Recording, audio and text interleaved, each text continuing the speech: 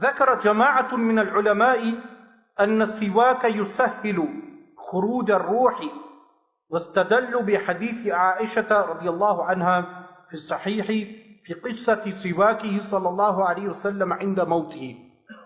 That a group of ulama mentioned that the usage of the toothstick, miswak, cleaning the teeth with the miswak, is something which makes the extraction of the soul easy. And they use as a point of evidence the narrations of Sayyidatuna Aisha radiallahu anha, that when the Messenger of Allah sallallahu alayhi wasallam was in the illness from which he passed away sallallahu alayhi wasallam, he wanted to use miswak.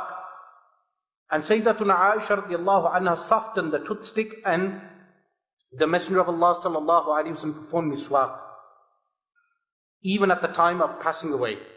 So this is something that helps in easing the extraction of the soul.